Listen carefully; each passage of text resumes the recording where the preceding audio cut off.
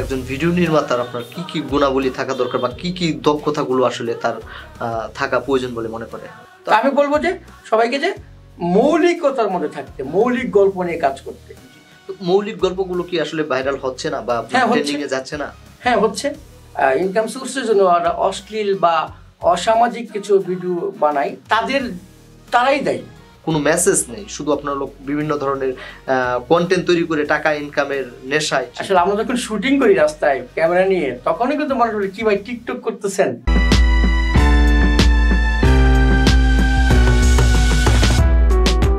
সুপ্রিয় দর্শক, অনেক অনেক প্রীতি ও শুভেচ্ছা জানিয়ে শুরু করছি মুভি বাংলা টেলিভিশনের অনুষ্ঠান ডিজিটাল তারকা। সাথে আছি আমি মোহাম্মদ মানিক খান। আজকে আমাদের সাথে অতিথি হিসেবে যুক্ত হয়েছেন খ্যাতিমান একজন ভিডিও নির্মাতা জাহাঙ্গীর গাজী। কেমন আছেন ভাই? জি আলহামদুলিল্লাহ ভালো আছি। অনেক দূর থেকে কষ্ট করে আমাদের সাথে আজকে আড্ডা দেওয়ার জন্য আমাদের স্টুডিওতে এসেছেন। প্রথমে আপনাকে ধন্যবাদ জানাচ্ছি। জি ধন্যবাদ আপনাকেও এবং এই মুভি বাংলা টেলিভিশনকে। প্রথমে আপনার কাছে জানতে চাবো, আপনার মিডিয়ার শুরুটা কিভাবে করেছিলেন? আপনি একজন ভিডিও নির্মাতা, তো প্রথমে তো আপনি ভিডিও নির্মাতা হিসেবে কাজ করেন নাই, তো আপনার পথ চলাটা বা মিডিয়ার শুরুটা কিভাবে আপনি শুরু করেছিলেন সেই যাত্রাটা? মিডিয়ার শুরুটা আসলে অনেকে হয়তো অনেক সোজা বা খুব সহজ, কিন্তু আমার বিষয়টা একটু ভিন্ন। বলতে গেলে এই চলচ্চিত্র, মিডিয়া, টেলিভিশন, এই ইচ্ছাটা কিন্তু অনেক ছোটবেলা থেকে ছিল আমার। সে যখন স্কুলে পড়ি দেখতাম তখন গ্রামে আপনার মাইকিং হতো, বৃহস্পতিবার দিন সিনেমার মাইকিং হতো। তখন থেকে খুব ইচ্ছা ছিল যে সিনেমাতে যদি কাজ করতে পারতাম বা মিডিয়াতে কাজ করতে পারতাম। ওই ইচ্ছাটা তখন থেকেই মনে আস্তে আস্তে গেঁথে রেখেছি। তো একটা সময় আমাদের বাড়ি যেখানে, সেখান থেকে যে গাজীপুরে যে ন্যাশনাল পার্কটা ছিল, এখন তো অনেক শুটিং হাউস বা অনেক শুটিং এর জায়গা হয়েছে। তো ওইখানে কিন্তু আমি স্কুল কামাই করে গিয়েছি, মানে শুটিং দেখার জন্য। তো যদি জানতে চান যে আসলে তখনকার কোনো স্মৃতি, তখন আমি একটা কথা বলবো যেটা আমার প্রায় মনে হয়। তখন আমি আসলে ক্লাস 7-এ পড়তাম। হ্যাঁ 7-এ। তখন জানতে পারি যে ওইখানে ন্যাশনাল পার্কে শুটিং হয়। তো অনেকবার যাওয়ার চেষ্টা করছি, কিন্তু যাওয়া হয় না। তো আমার একটা বন্ধু ছিল সেলিম, তো একদিন আমি আরো প্ল্যান করলাম যে চল আমরা একদিন শুটিং দেখতে যাই। কিন্তু শুটিং দেখে যাবো, আমাদের এখান থেকে তো মোটামুটি বেশ দূরে, আমরা কিভাবে যাব, টাকা লাগবে। তখন তো অতটা টাকা দিত না আমাদেরকে। তো যাক আসলে টাকা ম্যানেজ করে স্কুলের নাম করে স্কুলের জন্য বের হয়েছি। কিন্তু আমরা জঙ্গলে বই রেখে, মানে কাগজে মুড়িয়ে সুন্দর করে জঙ্গলে বই রেখে, আমরা হেঁটে হেঁটে প্রায় 10 কিলোমিটার জায়গা হেঁটে হেঁটে আমরা শুটিং দেখছি। আমার স্পষ্ট মনে আছে প্রথম যে শুটিংটা দেখছি সেটা বনের রাজা টারজান সিনেমার, সেটার হিরো ছিল দিলদার। আমার স্পষ্ট মনে আছে। এবং ওই একই দিন আরেকটা শুটিং দেখছিলাম, সেখানে হুমায়ুন ফরিদি স্যার ছিল। আমার খুব শ্রদ্ধা এবং খুব ভালোবাসার এবং খুব মানে আমার মনের একজন মানুষ হুমায়ুন ফরিদি স্যার। যদিও বেঁচে থাকা অবস্থায় একদিন আমার সৌভাগ্য হয়েছে ওনার সাথে দেখা করার। সেখান থেকে কিন্তু মূলত আমার এখানে আসার একটা ইচ্ছাটা। তাহলে আপনি একজন মিডিয়া প্রেমী বা শুটিং প্রেমী বলা চলে, যে আপনার একজন শুটিং প্রেমী মানুষ। জি, আমি এই মিডিয়াটাকে অনেক ভালোবাসি বলেই আজকে যতটুকু করতে পেরেছি বা আসতে পেরেছি আর মানুষের ভালোবাসায়, এবং আমি আল্লাহর কাছে শুকরিয়া জানাই। আপনারা যে সময় থেকে মিডিয়াতে কাজ শুরু করেছেন, তো সেই সময়ের কাজগুলো আর বর্তমান সময়ের যে কাজগুলো হচ্ছে সোশ্যাল প্ল্যাটফর্মে, তো এই দুইটার মধ্যে কি কি পার্থক্য খুঁজে পাচ্ছেন আপনারা? পার্থক্য অনেক। আগে আমরা এই জায়গাটায় আসতে অনেক কাঠখড় পোড়াইতে হয়েছে। অনেক কিছুই আমরা সহজে পাইতাম না, আর এখন কিন্তু অনেক সহজে অনেক কিছু পাওয়া যায়। যে একজন আর্টিস্ট হবে, জাস্ট একজন ডিরেক্টরের সাথে দেখা করলেই কিন্তু আর্টিস্ট হওয়া যায়, সেটা ছেলেদের ক্ষেত্রে হোক মেয়েদের ক্ষেত্রে হোক। কিন্তু আমি যখন এখানে আসছি, আমি বলবো আমি প্রথম আসছি আমার যিনি উস্তাদ মিজানুর রহমান শামীম, চলচ্চিত্র পরিচালক, আমি প্রথম ওনার হাত ধরে এই অঙ্গনে আসা। মূলত আমি আসছিলাম এখানে অভিনয় করার জন্য, একজন অভিনেতা হওয়ার জন্য। তো কিন্তু এসে দেখি যে আসলে অভিনেতার চেয়ে টেকনিশিয়ান হওয়াটা আমার কাছে তখন মনে হয়েছে যে একটু জরুরি বেশি। এবং আমার ওস্তাদ কিন্তু বলছিল, জিজ্ঞেস করছে যে তুই আসলে আসছিস সেখানে কাজ করবি, তো তুই কি হতে চাস, তুই অভিনেতা হতে চাস না টেকনিশিয়ান হতে চাস? তখন আমি অনেক চিন্তা করছি, ওস্তাদ আমি তাহলে অভিনেতা না, আমি আসলে ক্যামেরার পিছনে কাজ করতে আমার মানে ইচ্ছা করে বেশি। কিন্তু শুরুটা কিভাবে ছিল সেটা কিন্তু আমাদের এখনো জানার নাই, যে আপনার ফার্স্ট জার্নিটা কিভাবে শুরুটা হয়েছিল। শুরুটা একদিন আমাদের ওই যে বললাম শুটিং দেখছি, শুটিং সেখান থেকে ইচ্ছেটা, তো হঠাৎ করে দেখি যে আমাদের গাজীপুরে একটা জায়গায় শুটিং হচ্ছে। তো সেই শুটিং সেটেই কিন্তু ওই যে আমার উস্তাদ যিনি যার হাত ধরে আসছি ওনার সেটে শুটিং হচ্ছে। তো আমি দেখছি সারাদিন দাঁড়া দেখছি, আমার কাজ দেখি সারাদিন দাঁড়া দেখছি। দেখার পরে ওনার সাথে একটু কথা বলার জন্য অনেকক্ষণ বসেছিলাম। পরে ক্লাস 20 কথা বলার পরে আমি বলছি যে আমি আসলে আপনার সাথে কাজ করতে চাই।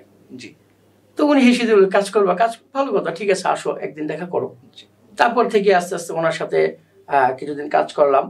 কাজ করার পরে আমি কিছুদিন ঢাকায় আসছি।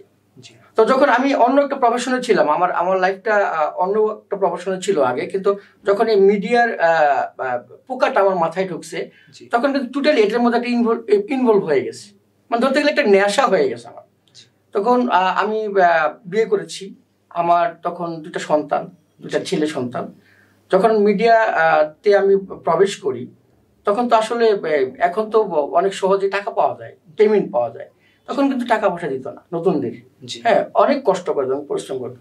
তো এমনও সময় গেছে 15 দিন 1 মাস আমি বাইরে ছিলাম, কারণ আমার ওয়াইফ কিন্তু কখনোই সাপোর্ট করতো না এই জায়গাটায় আসার জন্য, মিডিয়া বা চলচ্চিত্রের কখনোই। পারিবারিক ভাবে যদি সাপোর্ট যদি না পেয়ে থাকেন তাহলে আপনার এই যে জার্নিটা এটা কিভাবে সফল করলেন? আসলে এই জার্নিটা পারিবারিক সাপোর্ট আমি পাইনি, কিন্তু আমার মা আমাকে কিছুটা সাপোর্ট করেছে। এটার জন্য আমি আজকে এখানে আসার জন্য আমার মার অনেকটা অবদান আছে। তো এখন আবার আমার ওয়াইফ যিনি আমাকে বাধা প্রদান করতেন উনি কিন্তু এখন ঠিক আছে। সেই সময়টা তো আপনি প্রথমে বললেন যে সেই সময়টা আপনি কোনো টাকা পান নাই, বিনা পারিশ্রমিকে আপনি সেখানে সময় দিয়েছেন, আর বর্তমান সময়ে তো আপনি এখান থেকে পরিশ্রম করে অর্থ উপার্জন করতে পারতেছেন। তো বিষয়টা কি আসলে এইভাবে এই কারণে কি আসলে তখন প্রাধান্য দেয় নাই বা আপনাকে তখন আগ্রহ প্রকাশ করে নাই যে মিডিয়াতে কাজ করেন? হ্যাঁ, কিছুটা এমনই এর পিছনে কিছু কারণও আছে। কারণ হলো আমি যখন প্রথম মিডিয়াতে ঢুকলাম, যখন কাজ শুরু করলাম, তখন ওই প্রায় 15 দিন কিংবা 1 মাস 20 দিন বাড়িতে আসিনি, বাড়িতে যাইনি। ইভেন তাদের যে একটা খরচ, সাংসারিক যে একটা খরচ, আমি সেটাও দিতে পারিনি। আমার ওয়াইফ কিন্তু অনেক কষ্ট করছে। আরেকটা বিষয়, যারা মিডিয়াতে কাজ করে অনেক সময় আসলে পারিবারিক কলহ লেগে থাকে।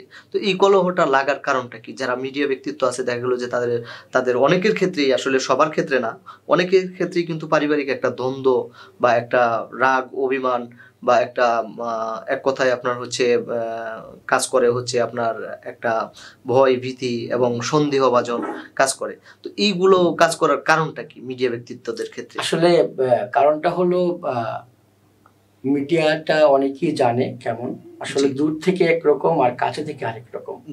আসলে এই বিষয়গুলো সব নিজের কাছে। আমি যদি সঠিক থাকি তাহলে আমি সঠিক, আমি যদি আমার লাইনটা ছেড়ে দিই তাহলে আমি উল্টা রাস্তায় চললাম। তো যেহেতু গ্রামের মানুষ, আমার ফ্যামিলি তো গ্রামেই থাকে সবসময়, আগে থেকে এখনো আছে গ্রামে, তো হয় ওরা অনেক কিছু মানে না বুঝেই বলে, বা অনেকে অনেক কিছু বলে যে তোমার হাজবেন্ড বা তোমার ছেলে মিডিয়াতে কাজ করে, তোমার ছেলে এটা হয়ে যাবে ওটা হয়ে যাবে, বিভিন্ন কথা বলে। এই তো তাদের মনের মধ্যে একটা অন্য কিছু মানে ধারণা করে পরেই কিন্তু আসলে বিষয়টা এই পারিবারিক যে দ্বন্দ্বটা বা পারিবারিক যে কলহটা, এটাই মানে মনে হয় এই বিষয়গুলো নিয়েই হয় আর কি। আপনারা যে সময় কাজ করতেন সেই সময়টা আসলে মিডিয়াটা ছিল একটা সম্মানের পেশা, সম্মানজনিত একটা পেশা। কিন্তু বর্তমান সময়ে সোশ্যাল মিডিয়া আসার পরে কিন্তু আসলে মিডিয়ার প্রতি মানুষের বা সাধারণ মানুষের কিন্তু একটা অন্যরকম একটা ধারণা চলে আসছে। তো এটার কারণটা কি? এটার কারণটা হলো ওই যে বললাম একটু আগে যে আগে তো অনেক এক্সপেন্সিভ ছিল, জি, আর এখন খুব সহজ, ইজি। জি, হ্যাঁ, এটাই পার্থক্য। জি। তো একটা সময় আপনারা যখন কাজ করতেন তখন আপনারা একটা জায়গায় যদি যেতেন, আপনাদের একটা সম্মান মানুষ প্রদর্শন করত বা আপনাদের অনেক ভালোবাসতো। কিন্তু এখন যে বর্তমান যে প্রেক্ষাপটটা, এখানে দেখা গেলো যে টিকটক বা বিভিন্ন ধরনের প্ল্যাটফর্ম আছে, টিকটক, ইউটিউব, ফেসবুক। তো তখন যখন আপনাকে আপনার পরিচয়টা জিজ্ঞেস করবে যে আসলে আপনি কোন প্ল্যাটফর্মে কাজ করেন বা আপনার পেশাটা কি, যখন আপনি বলেন যে টিকটকার, তখন মানুষ কেমন যেন আপনার প্রতি একটা ভুল ধারণা বা আপনার একটা নেগেটিভ একটা ধারণা নিয়ে মানুষ বসে থাকে। তো এটার কারণটা কি?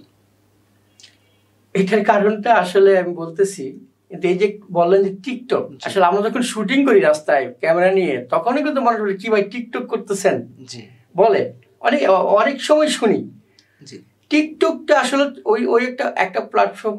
আমাদের বড় কন্টেন্ট আমরা যারা বানাই, যারা আমরা নাটক, শর্ট ফিল্ম কিংবা মিউজিক ভিডিও বা সিনেমা যারা বানাই, এটা কিন্তু আরেকটা প্ল্যাটফর্ম। জি হ্যাঁ, টিকটকটা ছোট একটা জায়গা, ওখানে 10 সেকেন্ড, 15 সেকেন্ড, 20 সেকেন্ড ওরা কপি করে। এটা একটা গান, যেটা হয়তো একটা গান হাইলাইটস হলো বা ভাইরাল হয়, সেটাকে জাস্ট লিপ মিলিয়ে এটা সবাই করতে পারে।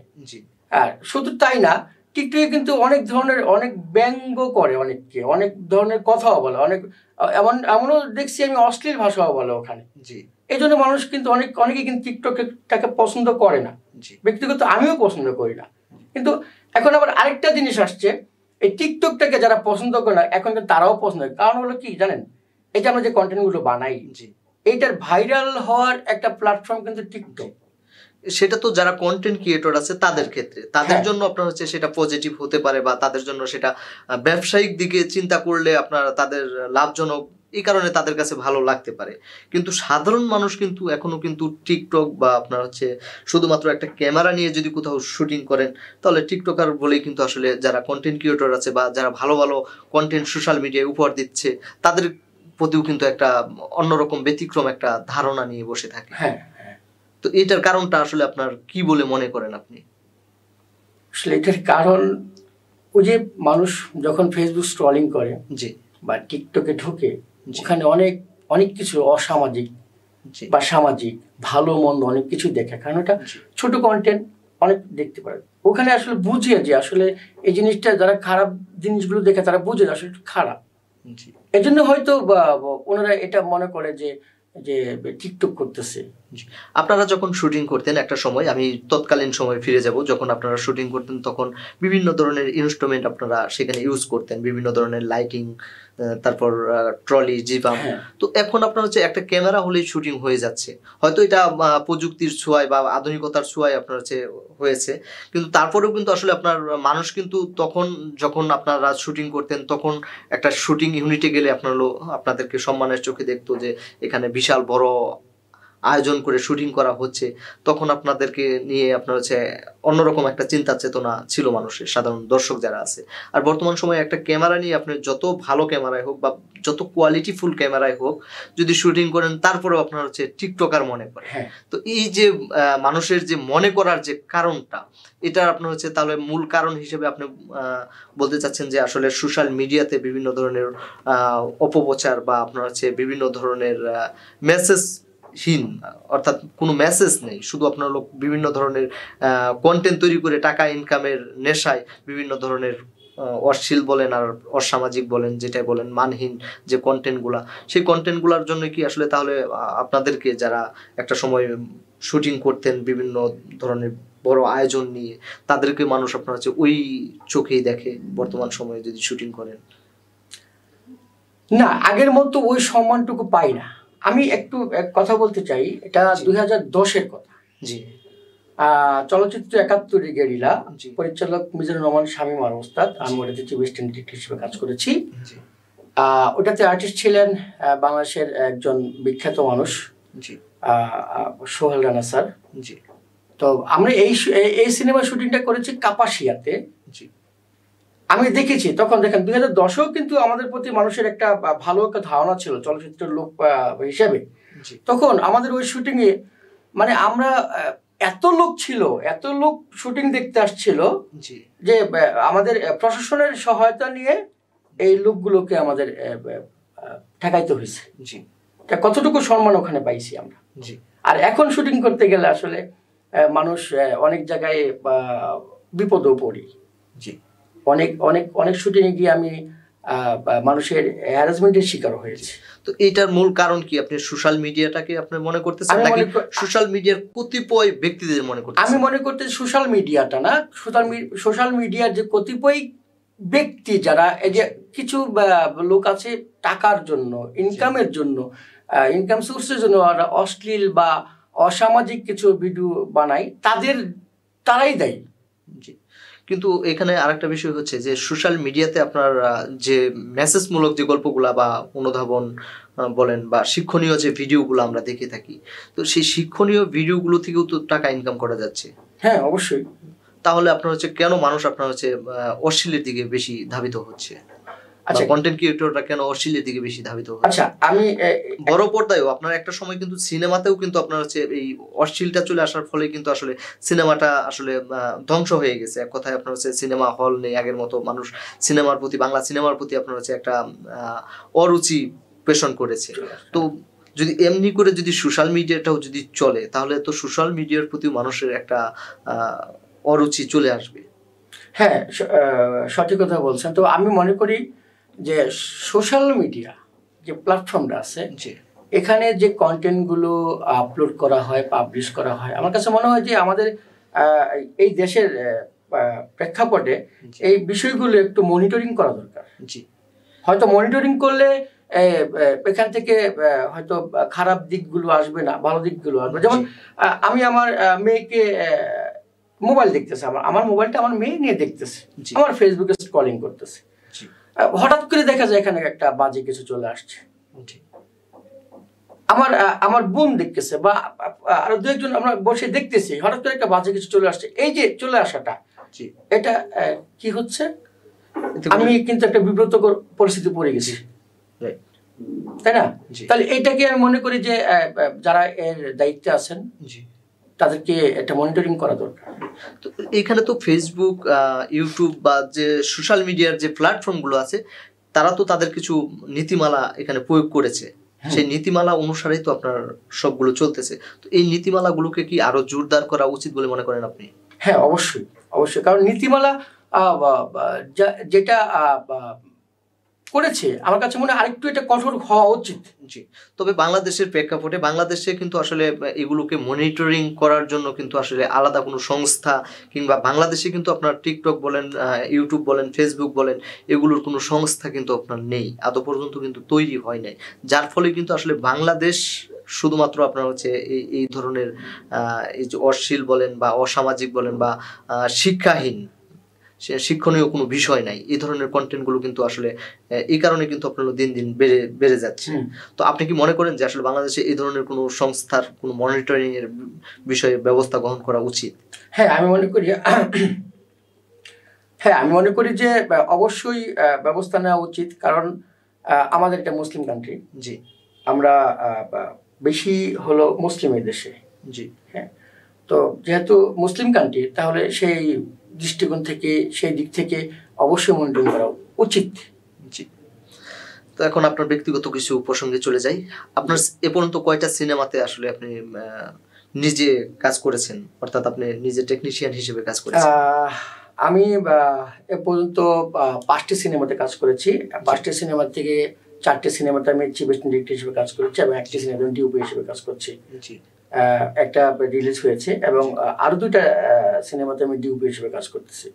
এর মধ্যে একটা হলো প্রথম 71 গেরিলা রিলিজ হয়েছে, তারপর আমার ওস্তাদের ধ্বংস মানব, যেটা সেন্সর বোর্ডে আছে, তারপর কাশেম মন্ডল ভাইয়ের একটা সিনেমা হৃদয় রাঙিনা, এটা রিলিজ হয়েছে। কাশেম মন্ডল ভাইয়ের আরো 2টা সিনেমা আসতেছে, যেটাতে আমি ডিওপি হিসেবে কাজ করেছি। আর আমার ওস্তাদ মিজানুর রহমান শামীমের ওনারও আর 2টা সিনেমা আসতেছে। এই যে সিনেমা নিয়ে কাজ করতে গিয়ে আপনার হচ্ছে দেখা গেল যে আপনার একটা যে সম্মানের যে বিষয়টা আমরা ছিলাম যে একটা সম্মান পেতেন, তো বর্তমান সোশ্যাল মিডিয়াতে কাজ করলে পরে আপনার হচ্ছে সেই সম্মানটা কি আসলে আদৌ আপনাকে কেউ করে? না, আসলে ওই সম্মানটুকু পাই না। এখন যে কাজ করি সেটা শুধুমাত্র পেটের জন্য ভাই, মানে জীবন এবং জীবিকার জন্য। তো একটা সময় আপনার হচ্ছে যে বললেন যে মিডিয়াটাকে আপনি ভালোবেসে আসলে নিজের আগ্রহটা পোষণ করেছেন বা মিডিয়ার প্রতি আপনার আগ্রহ দেখে পেশা হিসেবে মিডিয়াকে গ্রহণ করেছেন। তো এখন বর্তমান সময়ে আসলে আপনার মানে মিডিয়ার প্রতি আপনার হলো চাহিদাটা কি?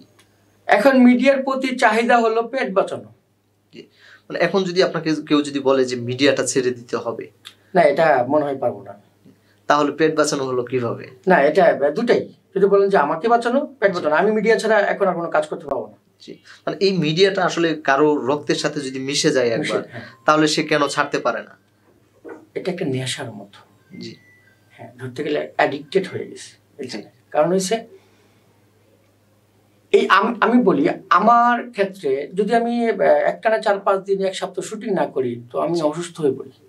কারণ কি জানেন, আমরা শুটিং সেটে আমরা যখন শুটিংয়ে যাই, আউটডোরে হোক বা কোনো শুটিং হাউসে হোক, তখন কিন্তু অনেকগুলো লোক একসাথে থাকি আমরা। জি আমরা 8-10 জন 20 জন 30 জন লোক একসাথে থাকি। এই যে এতগুলো মানুষ একসাথে থাকা, এই যে কথা বলা, মানে বিভিন্ন কি বলে শুটিং করি আমরা, যেখানে সেটের মধ্যে অনেকজন লোক থাকে, প্রোডাকশন বয় থেকে শুরু করে লাইট থেকে শুরু করে অনেক লোক থাকে, সবার সাথে কথা বলি। হ্যাঁ, এই কথা বলাটা কিন্তু আমি বেঁচে থাকি। আমি যখন শুটিং না করতে পারি তখন কিন্তু এর সাথে কথা বলতে পারি না, তখন আমার হয়তো বাসা থাকতে হয়, কিংবা আমার ছোট একটা প্যানেল আছে সেখানে একা থাকতে হয়। আর যখন একা থাকি তখন কিন্তু অসুস্থ হয়ে যাই শুটিং না করলে। একটা মানসম্মত গল্প বানাতে বা একটা মানসম্মত সিনেমা বলেন বা নাটক বলেন বা খণ্ড নাটিকা বলেন, যেটাই হোক, বানাতে আসলে আপনার কোন ধরনের উপকরণগুলো বেশি প্রয়োজন বলে আপনি মনে করেন, যে এই ধরনের উপকরণগুলো ছাড়া আসলে এই নাটকটা স্বয়ংসম্পূর্ণ বা মেসেজমূলক বা শিক্ষণীয় করা সম্ভব না? আসলে উপকরণ তো অনেক কিছুই প্রয়োজন হয়। জি, এখন যুগের সাথে তাল মিলিয়ে অনেক কিছুই করি আমরা। জি, যেমন মনে করেন একটা ট্রেন্ডিং, এখন যে গল্পটা ট্রেন্ডিং এ থেকে, যে বিষয়গুলো ট্রেন্ডিং এ থেকে, আমরা সবাই কিন্তু ওটার উপরেই ঝাঁপিয়ে পড়ি। জি, হ্যাঁ, তো উপকরণ তো অনেক কিছুই লাগে। একটা ভালো গল্প তৈরি করতে হলে অনেক কিছুই লাগে। জি, মানে একটা কোয়ালিটিফুল একটা ভিডিও বানাতে আসলে মূলত কোন কোন জিনিসগুলা লাগে? কোয়ালিটি তো শেষ নেই ভাই। এখন কোন দিক থেকে বলবো আপনাকে, মানে একটা ভালো মানের গল্প যেটা থেকে আসলে সমাজের মানুষ কিছু শিখতে পারবে এবং কোয়ালিটিফুল সামাজিক একটা নাটিকা হবে, তো সেই ক্ষেত্রে আসলে আপনার কোন কোন উপকরণগুলো বিশেষ করে একান্ত প্রয়োজন বলে মনে করেন? আপনি একজন টেকনিশিয়ান হিসেবে আমি আপনাকে প্রশ্নগুলো করতেছি। এটা কি আর্টিস্টের ক্ষেত্রে না গল্পের চাহিদা অনুযায়ী? সব মিলিয়ে। একটা ভালো গল্প করতে গেলে আপনার আর্টিস্ট ভালো লাগবে। জি, ভালো রেজলিউশনের ক্যামেরা লাগবে। জি, ভালো গল্প লাগবে। জি, গল্পের পটভূমি ভালো হতে হবে, যেটা সমাজকে একটা মেসেজ দেয়, সব ধরনের মানুষকে একটা মেসেজ দেয়, এই ধরনের গল্প লাগবে। ভালো আর্টিস্ট কাজ করার ক্ষেত্রে সর্বপ্রথম আপনি কোনটাকে বেশি প্রাধান্য দিয়ে থাকেন? আমি গল্পটাকে বেশি প্রাধান্য দিই, এরপরে আর্টিস্ট। জি, তো সবকিছু মিলিয়ে দেখা গেল যে গল্প ভালো হলে গল্পটা দর্শক নন্দিত হতে পারে বা সামাজিক প্রেক্ষাপটে গল্পটা চলতে পারে। আর পরবর্তীতে আপনি যে আর্টিস্ট যারা অভিনয় করে, অভিনয় শিল্পীদেরকে আপনি নির্বাচন করেন। জি, তো এরপরে যে কোন ধাপটি আপনি অনুসরণ করেন? এরপরে আপনার বিজিএম আছে। জি, সিনেমাটোগ্রাফি আছে। সিনেমাটোগ্রাফি ভালো কোনো ক্যামেরা, ভালো একজন সিনেমাটোগ্রাফার। তারপর এডিটিং এর পরে বিজিএম আছে। জি, এই বিজিএম স্কোর, এই সবকিছু মিলিয়ে হলেই মোটামুটি একটা ভালো প্রোডাকশন তৈরি করা যায়। জি, আমরা আবারও ফিরে আসছি আপনার কাছে। এর আগে যাব ছোট্ট একটা বিরতিতে। দর্শক, যাচ্ছি ছোট্ট একটা বিরতিতে, কোথাও যাবেন না, আমাদের সাথেই থাকুন। ফিরছি কিছুক্ষণ পরে।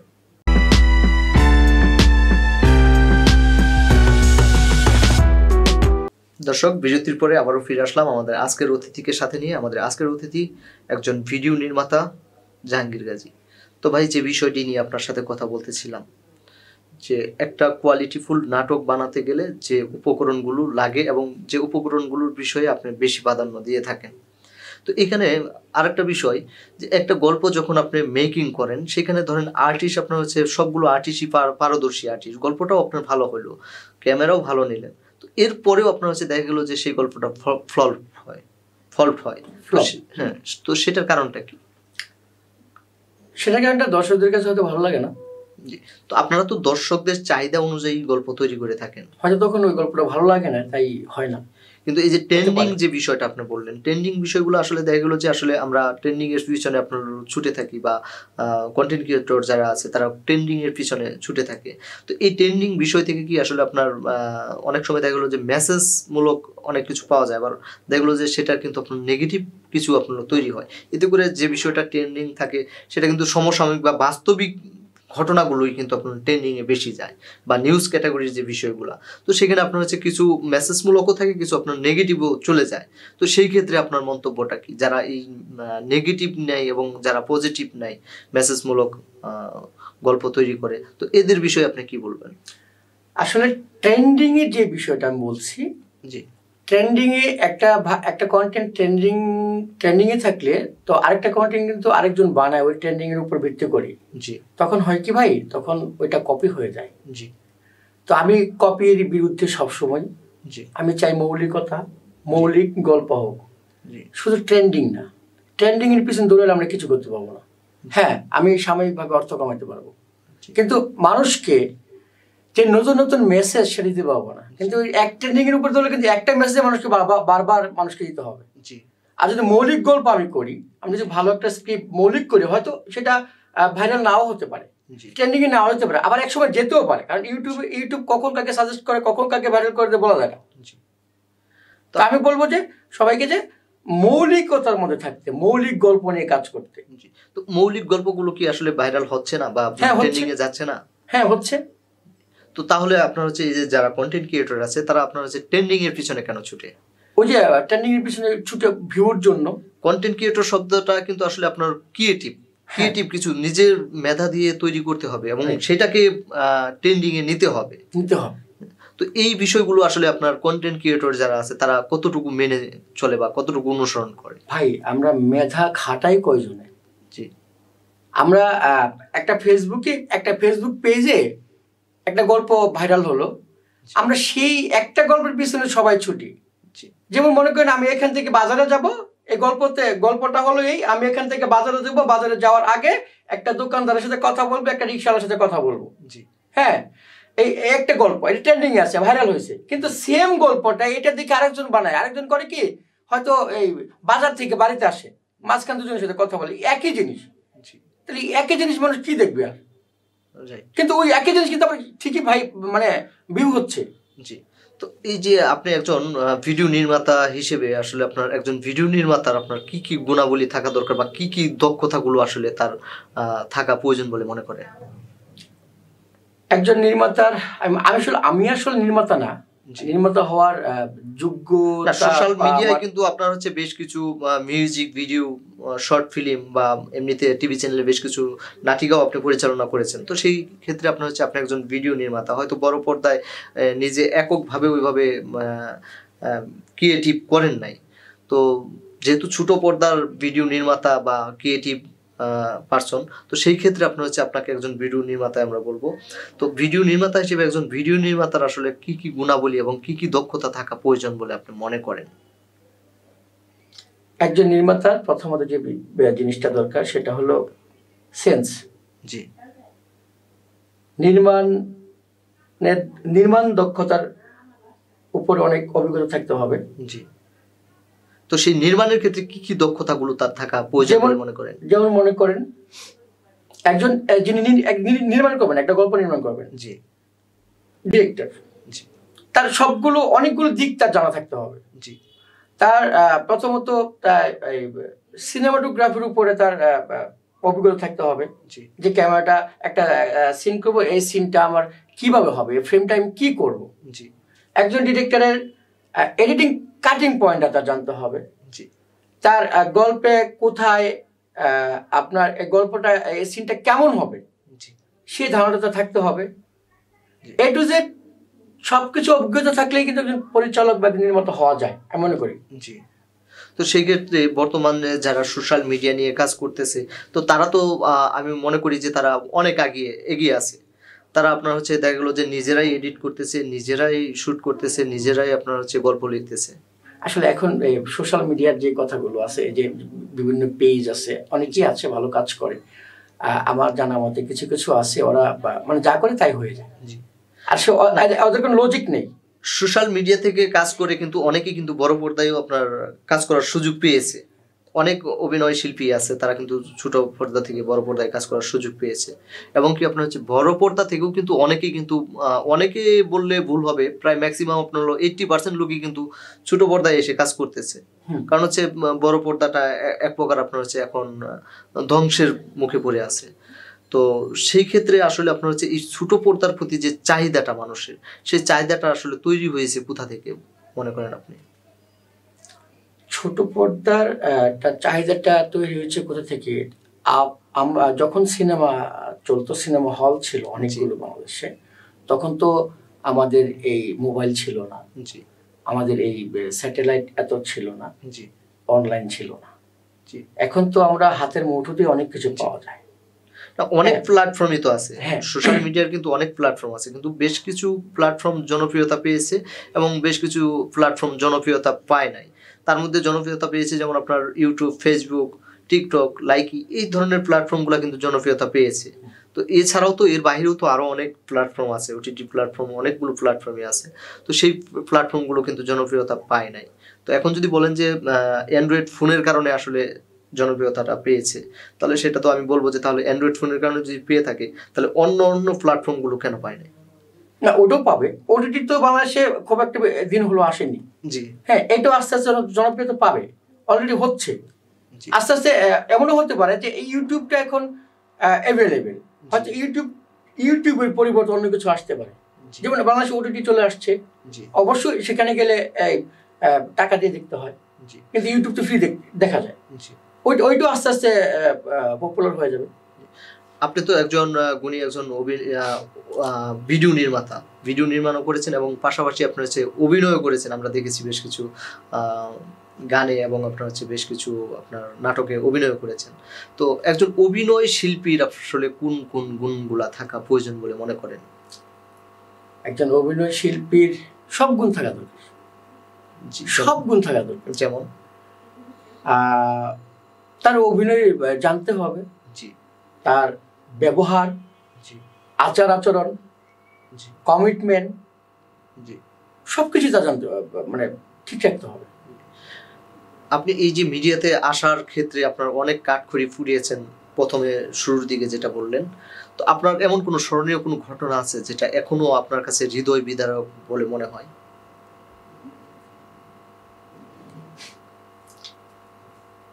শুরুটা খুবই কষ্টের ছিল। আমি আমার ঢাকায় যখন প্রথম ঢুকি, যখন আসি ঢাকায় মগবাজারে যখন আসি, তখন তো আমাকে কেউ চিনেন।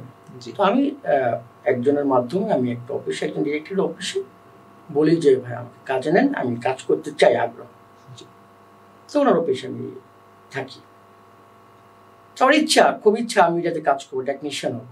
তো ওনার সাথে কাজ করলে হয়তো ভালো একজন ডিরেক্টর ছিল, তো ওনার অফিসে কাজ করি। তো উনি আবার একটা বেসরকারি টিভি চ্যানেলে প্রোগ্রাম চালায়, তো দায়িত্বটা ছিল আমার যে প্রোগ্রামটা কম্পাইল করে সেই চ্যানেলে পৌঁছে দেওয়া।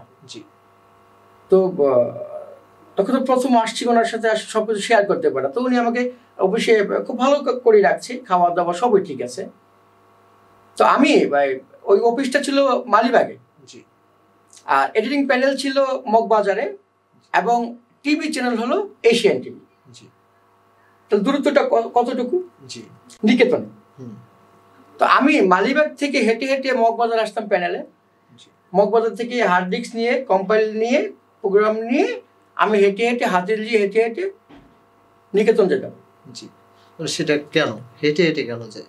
হেঁটে হেঁটে আসলে ওই যে আমাকে যে খাবার আমি যে খাইতাম, আসলে কষ্ট তো অনেকেই করে। তো আমি যেখানে আমি খাইতাম, আসলে ওই খাবারটা আমার কাছে খুব একটা ভালো লাগতো না। তো ওখানে মানে পেট ভরে খেতে পারতাম না। তো আমাকে যে ভাড়াটা দিত, সেখান থেকে কিছু টাকা আমি খাইতাম। যেমন যখন টাকা না থাকতো তখন রুটি খেতাম, হয়তো কোনো সময় রুটির সাথে কলা কিনে খাওয়ার মতো টাকা ছিল না পকেটে। রুটি খেয়ে পানি খেয়ে আবার হাঁটা শুরু করতাম বা কাজ করতাম। আর এদিকে আমি কৃতজ্ঞতা জানাই হয়তো এই প্রোগ্রামটা আমার আমার ওয়াইফ দেখবেন। আসলে এই এই এই মানুষটাকে আমি জীবনে অনেক কষ্ট দিয়েছি, অনেক কষ্ট দিয়েছি। যদি তুমি দেখে থাকো প্রোগ্রামটা, যদি দেখো তাহলে আমি ক্ষমা চাচ্ছি তোমার কাছে। এবং তোমাকে যে কথাটা বলা হয় নাই, আমি আজও মানে আসলে আমি তো অন্যায়কারী, আমি অন্যায় করছি, আমি তোমার কাছে ক্ষমা চাচ্ছি। এবং আমি তোমাকে অনেক ভালোবাসি, যেটা আমি তোমাকে মুখ দিয়ে বলতে পারি নাই। তুমি আমার জন্য অনেক কষ্ট করেছো, অনেক কথা শুনছো। তুমি আমার 3 বাচ্চার মা, তোমাকে অনেক অনেক ধন্যবাদ। হয়তো তুমি প্রথম দিক দিয়ে সাপোর্ট করো নাই, কিন্তু একটা পর্যায়ে যখন বুঝতে পারছি যে আমার স্বামী এখান থেকে আসলে সরবে না, তখন কিন্তু আস্তে আস্তে নিজেকে মানিয়ে নিয়েছে। এবং সেই মানিয়ে নেওয়ার জন্য কিন্তু তাকে অনেক কষ্ট করতে হয়েছে। এমনও সময় গেছে, বললাম না যে আমি 15 দিন 20 দিন 1 মাস বাড়ি যাইনি, আমি টাকা পয়সা কিছু দিতে পারি না, তখন না খেয়েও দিন কাটাইছি। কিন্তু বর্তমান সময়ে আপনার যারা সোশ্যাল মিডিয়াতে আপনার কাজ করতেছে, তারা তো শুরুর দিক থেকেই ভালো কিছু করতেছে। হ্যাঁ, তখন তো এত কিছু ছিল না, তখন তো ফেসবুক, হ্যাঁ তখন মানে ফেসবুক ছিল কিছুটা, কিন্তু এই ইউটিউব, এই পেজ, ফেসবুক থেকে অর্থ উপার্জনের যে বিষয়টা, সেটা কিন্তু তখন ছিল না আপনারা যখন কাজ করতেন। তো আপনারা যখন কাজ করতেন তখন তো সিডি ছিল, সিডি ক্যাসেট ছিল। হ্যাঁ, সিডি ক্যাসেট ছিল। তো সেই সিডি ক্যাসেটের যুগটা আর এখনকার বর্তমান যে সোশ্যাল মিডিয়ার যে যুগটা, এই দুইটার মধ্যে আসলে আপনারা কতটুকু সুফল এবং বিফল দেখতেছেন? আমি মনে করি সিডি থেকে এখন ভালো আছে। জি, মানে কিভাবে সেটা ভালো? ইউটিউব থেকে আর্ন হচ্ছে। জি, ইউটিউব থেকে, শুধু ইউটিউব না তো, ইউটিউব ছাড়াও কিন্তু অনেকগুলো প্ল্যাটফর্ম আছে, যেটা বলছিলেন একটু আগে আপনি। একটা মনে করেন একটা গান কিন্তু বিভিন্ন প্ল্যাটফর্ম থেকে ইনকাম হচ্ছে। জি, অডিও গানটাকে ভিডিও করে সেটা ইউটিউবে দেওয়া, এবং ব্যাক স্টেজ নামের একটা প্ল্যাটফর্ম আছে, সেখান থেকে কিন্তু অনেকেই অনেক টাকা কামাচ্ছে। জি, তাহলে ওই সিরিজ থেকে এটা ভালো আছে, একমুখী ছিল, শুধুমাত্র সিরিজ ইনকাম। আর এখন একটা গান দিয়ে কিন্তু অনেক দিক থেকে ইনকাম হচ্ছে। জি, তাহলে আগের থেকে ভালো আছে। আর বিফলটা কি? বিফলটা সহজলভ্য। হ্যাঁ, আসলে প্রযুক্তির ছোঁয়ায় আসলে আপনার সহজলভ্য হওয়াতে কি আসলে আপনার যারা দর্শক আছে তারা তো উপকৃত হচ্ছে, ঘরে বসে আপনারা দেখতে পারতেছে। আর আগে তো একটা সিডি ক্যাসেট টাকা দিয়ে কিনে নিয়ে দেখতে হতো। হ্যাঁ, তো এটা আপনার হচ্ছে বিফল কিভাবে হলো? এটা তো আপনার হচ্ছে দর্শক যারা আছে তাদের জন্য তো সুফল। বিফল হলো কিছু কিছু জিনিস হচ্ছে পাইরেসি হয়ে যায়, মানে কপি হয়ে যায়। জি, যেমন আমি একটা কন্টেন্ট ছাড়লাম আমার চ্যানেলে, সে আরেকজন ছেড়ে দিল, যেটা কপিরাইট দিচ্ছে, দেখে দিল। কিন্তু এটা তো মনে করেন আসলে বিফলেই আসলে কিছুই না, কিন্তু সুফলেই, বেশিরভাগ ক্ষেত্রে সুফলেই আসলে আগের চেয়ে অনেক ভালো হচ্ছে এখন, আমি মনে করি। কিন্তু আগে একটা সময় যখন আপনারা কাজ করতেন, তখন তো একটা অ্যালবাম, গানের অ্যালবাম বলেন বা আপনার হচ্ছে একটা নাটিকা বলেন, সেটা নিয়ে অনেক চিন্তা ভাবনা করে তারপরে সেটা নিয়ে কাজ শুরু করতেন। তো এখন তো আপনার ইচ্ছে করলেই আপনার কাজ করতে পারতেছেন। ভাই, আগে একটা নাটক বানাইতে গেলে 1 সপ্তাহ 15 দিন আগে স্ক্রিপ্ট কমপ্লিট করে সেটাকে নিয়ে মিটিং করে বিভিন্ন রিহার্সাল করে কিন্তু শুটিং করতাম। জি, আর এখন তো ভাই সেটি গিয়ে স্ক্রিপ্ট দেয় হাতে। জি, তো এটা কি আসলে আপনার হচ্ছে বিফল না? যে আগে যে ধরনের গল্পগুলো আমরা পেতাম, বর্তমান সময়ে কিন্তু সেই ধরনের গল্পগুলা চাহিদা আছে, কিন্তু গল্পগুলা আসলে দর্শক যারা আছে তারা পাচ্ছে না। এবং কি পাশাপাশি আপনার হচ্ছে তখন আপনারা যে কাজগুলা করতেন, সেই কাজগুলো বর্তমান সময়ে আপনার আধুনিকতার ছোঁয়ায় কিন্তু ক্যামেরা বলেন বা রেজুলেশন বলেন, সেটা ভালো পাচ্ছি, গল্পের মানগুলা কিন্তু আসলে আমরা ভালো পাচ্ছি না। কোনো না কোনো গল্পের পূর্বের গল্পের সাথে মিলে যাচ্ছে। তখন একটা ক্রিয়েটিভ ছিল, এখন আপনার হচ্ছে নতুনত্ব বলতে আসলে পরিপূর্ণতা পাচ্ছি না, নতুনত্বের কোনো পরিপূর্ণতা পাচ্ছি না। নতুনত্ব কিভাবে? আগে তো আপনার কন্টেন্ট তৈরি তো অল্প। জি, আমি আমার দিক থেকে ধরি, আগে মনে করেন মাসে হতে 1টা বা 2টা নাটক বানাতাম। জি, হ্যাঁ, আর এখন তো প্রতিদিন নাটক হচ্ছে 3-4টা করে। তাহলে এত কন্টেন্ট, এত কিছু মানুষের মাথায় কিভাবে খেলবে? যেমন মনে করেন আমাকে একজন প্রডিউসার কল দিল যে ভাই, গাজী ভাই আসেন, আমি আগামী 3 দিন আপনার শুটিং আছে। অফিসে গেলাম, বললো যে ভাই আমি 3 দিনে 6টা নাটক নেওয়াবো, মানে নাটিকা, শর্ট ফিল্ম নেওয়া, হ্যাঁ খণ্ডনাটিকা নেওয়া। তাহলে 3 দিনে কি 6টা, 2টা করে, একদিন 2টা করে। আচ্ছা, আবার আরেকজন প্রডিউসার বলতেছে যে ভাই 3 দিন পরে আমার আবার 2 দিন কাজ করে দিন। তাহলে এই যে আমি একজন আমি যে ক্রিয়েট করবো, আমি যে ক্রিয়েশন দেখাবো, সেই জায়গাটা কোথায়? আমার পেটের দিয়ে আমার কাজ করতে হচ্ছে। হ্যাঁ, এখন যদি না করি তাহলে তো সেই কাজটা আমাকে দিচ্ছে না। তাহলে কি এটা কি আসলে আমাদের জন্য বিফল না? এটা অনেকটা আমি মনে করি বিফল। জি, রাইট। কারণ আমাদের কিছু বের হচ্ছে না তো, আমি তো ওই একটা জায়গায় আটকে গেছি। তো একজন অভিনয় শিল্পীর কিন্তু আসলে গাইতে হয়, নাচতে হয়, বিভিন্ন দক্ষতা থাকতে হয়, বিভিন্ন বিষয়ে পারদর্শিতা থাকতে হয়। তো আগে যারা অভিনয় শিল্পী ছিল তারা হয়তো কোনো না কোনো মঞ্চ থেকে বা আপনার হচ্ছে হাতে কলমে অভিনয়টাকে শিখে তারপরে অভিনয় শিল্পী হতো। আর বর্তমান সময়ে আসলে টিকটক প্ল্যাটফর্ম বলেন, ইউটিউব বলেন, ফেসবুক বলেন, এখান থেকে কিন্তু অনেক তরুণ তরুণী কিন্তু নিজেদেরকে অভিনয় শিল্পী হিসেবে আত্মপ্রকাশ করতেছে। তো তখনকার যারা অভিনয় শিল্পী ছিল আর এখনকার যারা অভিনয় শিল্পী, এদের মাঝে কি পার্থক্য আছে? পার্থক্য তো অনেক। জি। আগে যারা ক্যামেরার সামনে আসতো, জি, অনেক কাঠখড় পুড়িয়ে কিন্তু আসতো। জি। আর এখন কিন্তু অনেক সহজে চলে আসে। জি। এখন কি বলবো, এখন একজন সাধারণ মানুষও অভিনেতা হয়ে যায়। আমি যদি বলি যে একজন রিক্সাওয়ালা, জি, তার মূল প্রফেশন রিক্সা চালায়, সেও একজন অ্যাক্টর। একজন গার্মেন্টস শ্রমিক, জি, সে একজন অ্যাক্টর। জি। আর পার্থক্যের কথা বলছেন যে আগের ওই আর্টিস্ট এবং বর্তমান আর্টিস্টের পার্থক্য তো রাত দিন ডিফারেন্স, রাত দিন। আমি যখন একজন ভালো আর্টিস্ট নিয়ে কাজ করবো, যখন একজন থিয়েটার আর্টিস্ট নিয়ে কাজ করবো, তখন তাকে আমার সে বুঝে যে সংলাপের উঠা নামা কোথায়, একটা সংলাপ থ্রু করবে, সেই সংলাপটা কিভাবে থ্রু করতে হবে, কোন স্কেলে থ্রু করতে হবে, সেটা সে বুঝে। কিন্তু যখন এই বর্তমান সময়ে যারা এই যে টিকটক থেকে আসে বা এইভাবে খুব সহজে আসে, এরা কিন্তু এই জিনিসগুলো বুঝে না। না বোঝার কারণে কিন্তু তাদের পিছনে সময় ব্যয় হচ্ছে বেশি।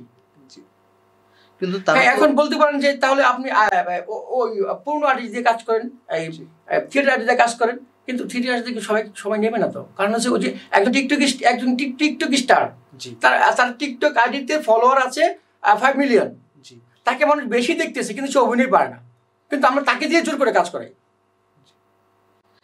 তো অনেক পার্থক্যই আসলে দুই যুগের মাঝে আসে। তো সেই পার্থক্যগুলোর মধ্যে আমি মনে করি ব্যক্তিগতভাবে যে আসলে মূল পার্থক্যটা হচ্ছে এটাই যে তারা শিক্ষা অর্জন করে বা বাস্তব যে জ্ঞানটা সেটা সেখান থেকে মঞ্চ থেকে বা থিয়েটার থেকে শিখে এসে অভিনয় করতেছে। আর বর্তমান সময়ে তারা আপনার হচ্ছে তাদেরকে দেখেই বা তাদেরকে অনুসরণ করে, তারা হাতে কলমে না শিখে তাদেরকে অনুসরণ করেই তারা অভিনয় শিল্পী হিসেবে নিজেদেরকে আত্মপ্রকাশ করছে। তো যাই হোক, দেখতে দেখতে আমরা আমাদের অনুষ্ঠানের একেবারে শেষ প্রান্তে চলে এসেছি। দর্শকদের উদ্দেশ্যে যদি সর্বশেষ আপনার কিছু বলার থাকে। দর্শকদের উদ্দেশ্যে বলবো, আমরা সবাই বাংলা চলচ্চিত্র দেখব, বাংলা সিনেমা দেখব, বাংলাদেশি সিনেমা দেখব, বাংলাদেশি ভালো ভালো কন্টেন্ট দেখব। আমরা অশ্লীল কন্টেন্ট থেকে দূরে থাকব, আমরা অসামাজিক কন্টেন্ট থেকে দূরে থাকব, আমাদের সমাজকে ভালো রাখবো, আমাদের সন্তানদেরকে ভালো রাখবো। অসংখ্য ধন্যবাদ আপনাকে আমাদের স্টুডিওতে এসে এতক্ষণ আমাদেরকে সময় দেওয়ার জন্য। দর্শক, দেখতে দেখতে অনুষ্ঠানের একেবারে শেষ প্রান্তে চলে এসেছি। আবারও দেখা হবে আগামী পর্বে নতুন কোনো অতিথিকে নিয়ে আবারও হাজির হব। সে পর্যন্ত ভালো থাকবেন, সুস্থ থাকবেন। আল্লাহ হাফেজ।